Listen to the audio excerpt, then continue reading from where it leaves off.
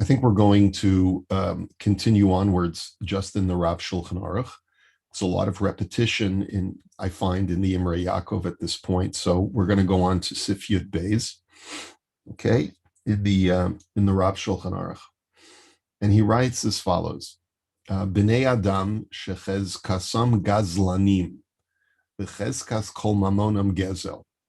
He says, if there are people that may exist in the community who are assumed to be thieves, and there's an assumption that all of their money is through thievery. Mipnei shemalachta meleches gazlanim ve'ein lahem malacha acheres, because that's what they do for a living. They steal for a living, and they don't have any other occupation other than that. So, what would be an example of that? So, if you look at the original sources for this, what we're talking about, like the Imrei Yaakov says, Kagon halistim v'hamochsim nochrim. He says tax collectors, but not modern day CRA tax collectors. We're talking about, the sheriff of Nottingham from the Robin Hood story, who, we've talked about before, that in the medieval world, people were given rights of taxation by the king or by the duke, and they would indiscriminately tax people by basically using methods of extortion and threats of violence. And that's how they shook down a neighborhood. Fortunately, the history of the Jews does not have that many people like that, but there have been. There haven't been many, but there have been, and they've practiced extortion even within the Jewish community. So, what would be an example today? Any person who engages in business where the business is illegal, so if a person engages in does mafia work or does money laundering or things like that, and it's known that this person's occupation is this, so then the halacha is, and if they don't do any other thing that's legitimate, because remember we learned before that if they're a combination, then sometimes you are allowed to accept funds from them because you can assume that it's coming from the legitimate side. But if this is their sole occupation, asur lehanos mehem klal, you're not allowed to benefit from these people at all. Bein bechinam, bein liknos mehem, you're not allowed to accept gifts from them or favors, and you're not allowed to purchase from them. Va'afilu limkor lahem asur, and you're not allowed to even sell goods to them. Kistama osehem gezel, because their money is tainted, and their money is from ill-gotten gains. So you can't even accept a $5 bill from them to pay for their groceries. Va'afilu chiluf matbeya b'shavyo, even to act just as a money changer. If the guy asks you for 2 tens for a 20, that you're not allowed to do either. Va'afilu lekabel mehem tzedakah asur, and you're not even allowed to accept gifts of charity from them. Ve'ein tolen lahakel sheyesh lo ma'at mishalo, kiven she'ein lo umnas acheres. You're not allowed to say, well, we can be lenient because maybe he's got some legitimate funds, because if this is his sole occupation, he's so immersed in this business that is illegal, then you have to assume that everything that he has is ill-gotten gains and all of his money is tainted. Ela umnas listim, and all he does is steal or commit other kinds of financial crime. V'yesh, I guess in retrospect, taking a charitable donation from Bernie Madoff would have been a mistake, right? In other words, at some point, all of his money was through a Ponzi scheme. Probably at some point it was kosher, and then at some point it became stolen money. V'yesh matirim, Olav Hashalom. Anyway, v'yesh matirim chiluf matbeya hol vihi hana'amu etes. There are some people who say that at least to change his money is permitted because you're only providing him with very minimal benefit. Ve'ein yadua bevadai shemos halalu hein shel gezel. And you don't know absolutely for certain that the money that you're changing now is actually stolen money, even though it's assumed to be. So therefore, if it's just to change his 20 into two tens, there are people who are lenient. He says, and there are also people who are lenient to accept charity donations from this person. He says, and the argument is that the tzedakah collector gets no personal benefit from it, because mitzvahs that we do by collecting tzedakah, we don't get personal benefit from. The ha'aniyim nehenim miyad hagabai shekvar zacha b'mos halol la'aniyim b'yeyosh v'shinoi reshus.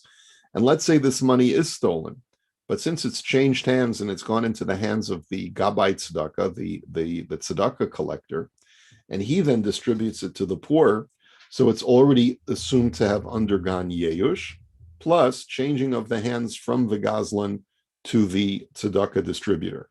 So, and remember, we learned that you need those two conditions in order for the money to be in the clear, so to speak.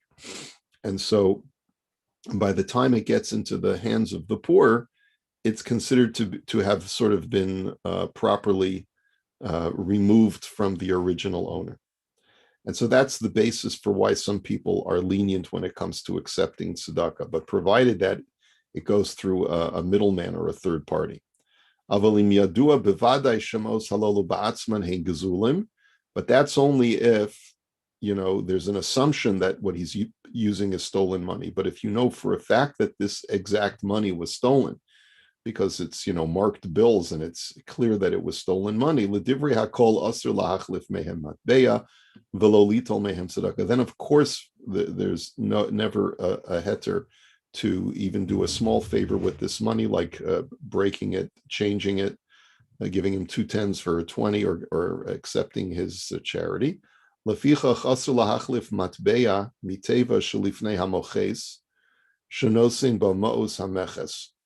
says, and for that reason, you're not allowed to act as a money changer from the money that comes from the box of a tax collector, where he puts the money that he has collected, because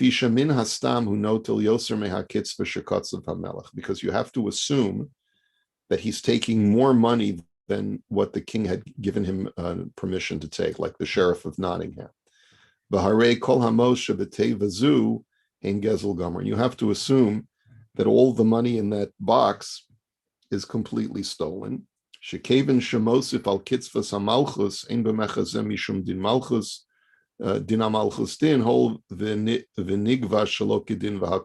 the argument being is that, let's say the king had only given him permission to extract a head tax of, let's say, $100 per household. And this tax collector goes ahead and he collects $150 per household, because he wants to be able to, he has the power to shake people down, and he collects more than what was given him permission. So in the opinion of the Rav Shulchan Aruch, all of that money now has the status of stolen property, because once he's taken more than what he's permitted to do, he's not acting within sort of the sanction of the government authorities. And therefore, you can't say that what he's extracted is legal. None of what he extracted is legal. Which is an interesting idea. In other words, there's two ways of looking at it. One way would have been to say that only the $50 above the $100 is stolen property. But the Rav Shulchan Aruch says, no, all 150 is stolen, because he's not acting within government limits.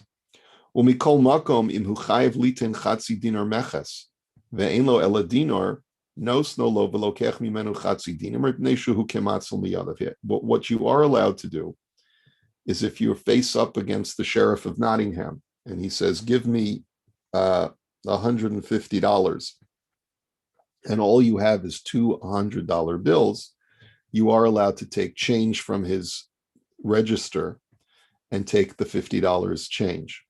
Even though we just explained you're not allowed to take stolen property from a ganaf, but nonetheless, since you're saving it from him In other words, by giving him $200 and not being allowed to take change, you're only aiding and abetting in his thievery.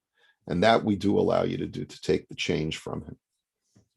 Okay, so that's the standard halacha. There's probably not much Imrei Yaakov on this, but we'll take a look at it anyway. So ve'ein lahem malacha acheres. He says, if this is, we're talking about a person whose sole occupation is to commit acts that are illegal, that are thievery. He says, Dim yesh lahem afilu malacha mu'etes nispar le'el. So if you yud the shari, the ton lahakal moshe kasav gam kana rav behemshech dvarav. Like we explained previously in Sif Yud, if he engages in both legitimate commerce and illegitimate commerce, so then you're allowed to do business with him because you can assume that the exchanges that you're having with him are from the legitimate side of his gains. But here we're talking about where like none of what he does is legitimate. And then v'yesh matir chiluf matbeya. There are people who say that you are allowed to change his money. Remember, we saw two opinions. We saw the first opinion is you can't even change his money for him. The second opinion is that if it's a small amount of benefit, you're allowed to change his money and you can accept his charity. And he says, Bir pluktasan hu, he says, to explain this machlokes, the deya rishona svirle, the adam sheches kaso gazlan kikon moches ve'en lo shum malacha acheres.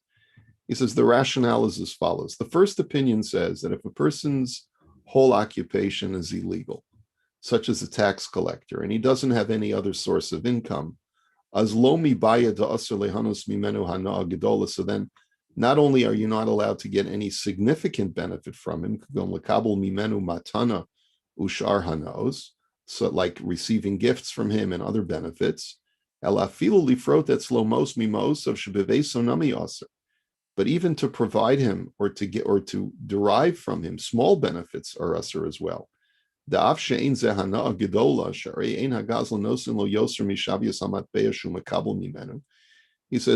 the fact that you're getting a 20 in exchange for 2 10s is not a huge benefit for you. He's not giving you more than what you've given to him. But nonetheless, even a small amount of benefit, let's say it's more convenient for you to have a 20 instead of 2 10s, that's also usher since you're getting some small level of benefit.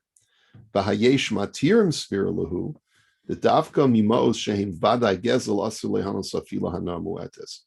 But the more lenient opinion is that it's only if you know for certain that the actual cash that you're dealing with is stolen money.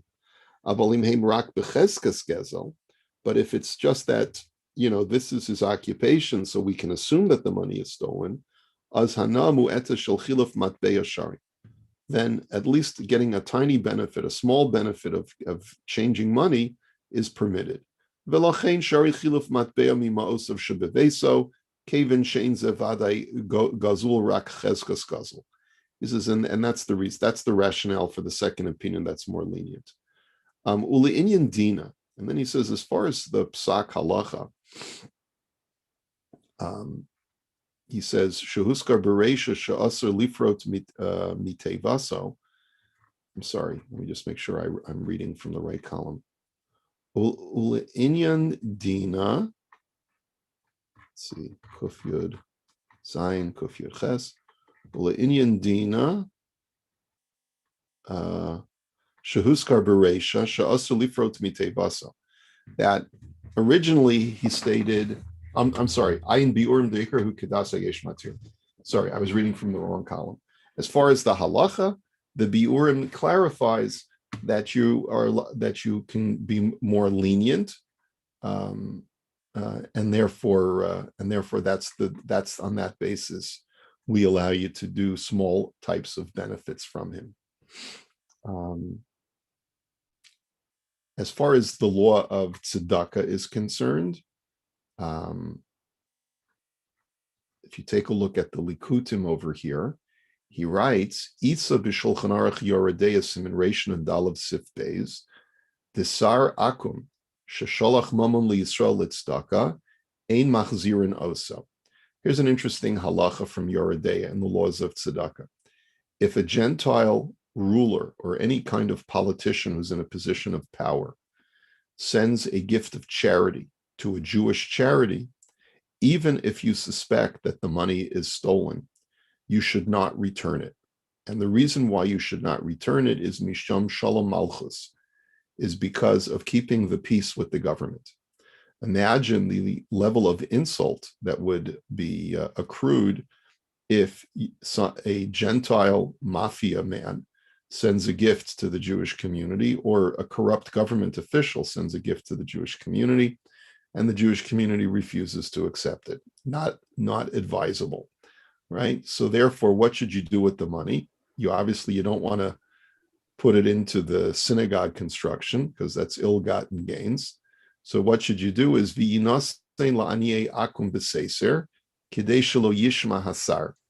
so instead, you should distribute it to non-Jewish charity causes, distribute it to the poor who are of the non-Jews who are in your community, and do it quietly so that the government official does not discover that you haven't used it for your primary project.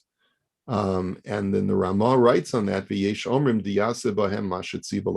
but some say that if he specifically said that he wants it to be used for, let's say, building your new synagogue, then you have to use it for that purpose, because if he were to find out, that the consequences could be catastrophic. And Rabbi, you'd have to put up a plaque as well if you wanted that. You might have to put up a plaque, and that would become problematic. Interesting. Okay, maybe we need to research this a little bit more if it comes to that.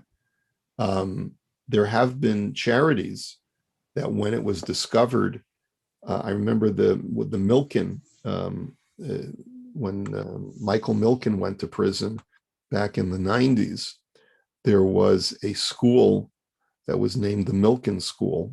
And I think what they did is they removed the name off of the building and off of the school.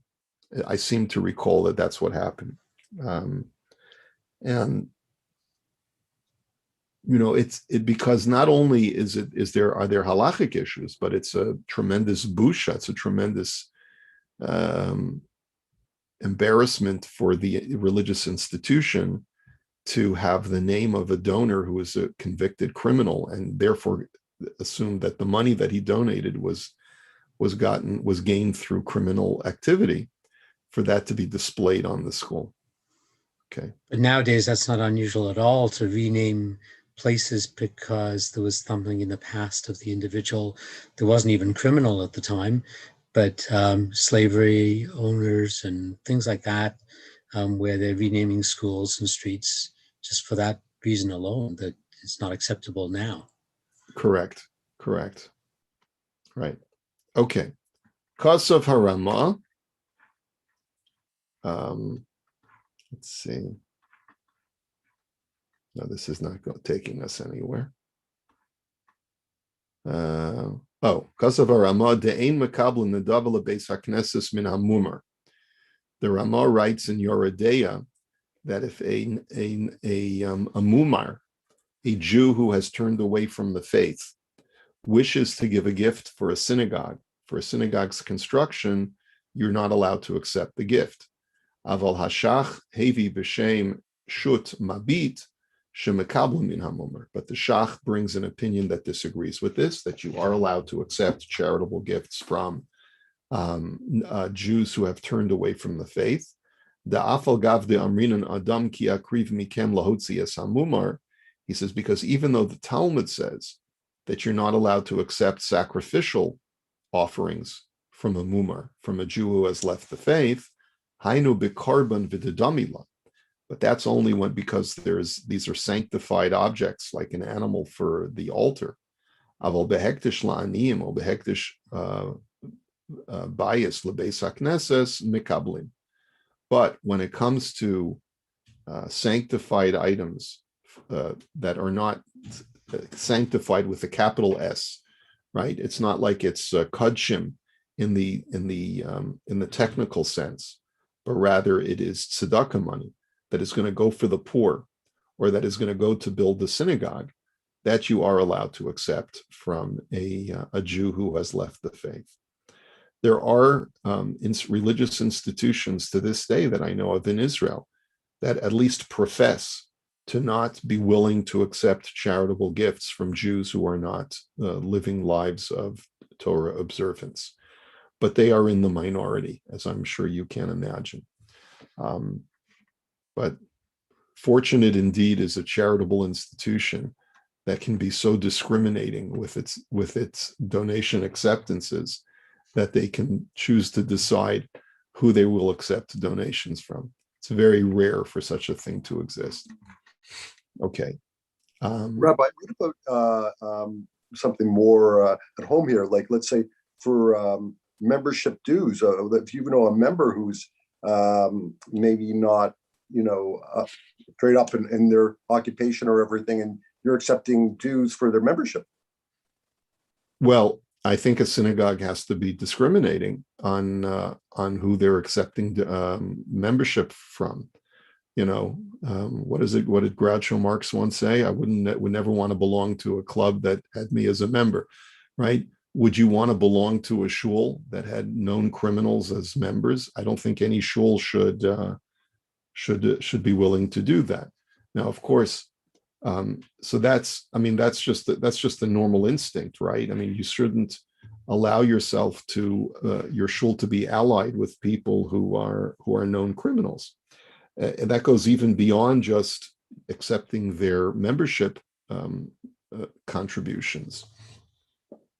So it certainly holds true. If a member is known to become a convicted criminal, and it turns out that, let's say, he was running a Ponzi scheme, I'm sure it's happened many times, that a member of a congregation is convicted of financial fraud. So then the shul may wish to consider what to do with that, with those donations. Certainly, if it's become already mixed in with so many other donations, it might be difficult to expect the shul to return all the money. But there are times when it would be appropriate for the shul to return the money. Remember, we said before that as long as there's yeyush and shinoi rishus, as long as there's as long as the original owners of that money who had given this guy, let's say, who committed financial fraud, have given up hope of getting their money back, plus the money has already changed hands, then there's no halachic requirement to return the money, right? We did learn in the previous sif, but if the government makes it the standard that you have to return the money, so then you have to return the money, or you have to return the item that was stolen, right? So we talked about, Nazi art and stuff like that. But if it's just cash donations, I think that a legitimate shaila would have to be asked. If the government has ordered this person to return all the money that he stole, and he has a huge debt, and the shul has, let's say, received a sizable gift from this person, then as difficult as it may be, the shul may have a moral, if not a halachic obligation, but at least a moral obligation to return the money so that the victims who are owed restitution can receive more of their gift. Like if Bernie Madoff had given a charitable contribution to his shul of several thousands of dollars, and we know that money can be used, let's say, to be put back into a fund which provides restitution for all of his victims. So then the shul or any other charitable institution may have a moral obligation, at least, to return his contribution. Okay, it just seems logical.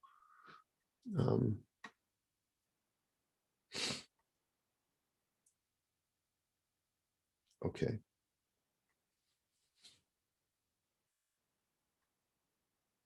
Okay, let's go on to the next sif. Okay, Yud Gimel. Just this is really a continuation of the previous halacha. Ulefichach, afal pi shenehene b'chiluf zeh. He says, and therefore, like we said before, if you give, let's say, to the tax collector who's a known gazlan, and he says the tax is 150, and you give him $200, and you're allowed to accept the change back because you're at least not allowing him to steal further. That we said you are allowed to do. Afal pi shenehna b'chiluf zeh, kagon shehu tzorech lechatzi dinar mutar. He says, and therefore you would be allowed to benefit by getting back that $50, from as change, since even though you are benefiting from it, you're saving him from stealing further. Avol chiluf she'ein bo hana klal Yisrael mutar, af she'eino kematzil miyadam. But if, let's say, there's some money changing that takes place, and there's absolutely no benefit whatsoever to the person who's doing that money exchange, he says that's perfectly fine. V'chein kol masa umatan she'ein bo hana klal Yisrael. And similarly, any kind of financial dealing where there's no benefit whatsoever to the Jew, kagon limkor bezol lemoches o listim, let's say to sell them goods where you make absolutely no profit whatsoever, that is permissible. Afal bishanostin mos gezulim bevadai kaven shikvar nisyashu habolim mehem. He says, so therefore, let's say you're intimidated and you have a general goods store, and the Goslin comes and he wants to buy goods from you. You're not allowed to benefit if you know for sure that these are ill-gotten gains. But what you are allowed to do is sell him the goods at cost so that you're not benefiting at all from his stolen money. So that you are allowed to do, even though they're going to be giving you stolen cash, because like we said, as long as it changes hands and the owners have had yeyush, so then you don't have an obligation of taking this tainted cash and giving it back to its original owner. But he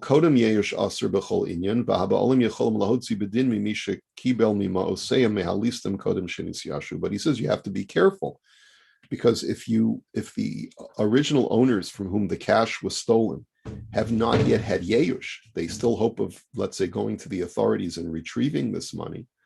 So then you have to be careful, because if you take bills that are stolen from somebody else and that person hasn't had yeyush, and there's a way for them to identify those bills using a serial number or whatever it is, be prepared that you may have to relinquish those bills if it can be definitely demonstrated that the owner has put a trace on those bills, and that you may have to give up that money. So that's an important caveat. If there wasn't yet yeyush, so that you will have to return the money to the owner, even though you haven't benefited from that money at all, because you've given him goods that are exactly equivalent for the amount of money, and you're not making any profit on it whatsoever.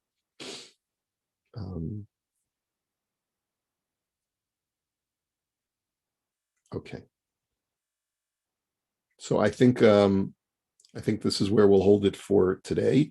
We'll continue Mirza Hashem with Seif Yud Dalid. I'm going to take a look at the biurim on this Sif later on today to make sure that there's nothing that we need to see here, and then we'll move on to the next halacha. Okay.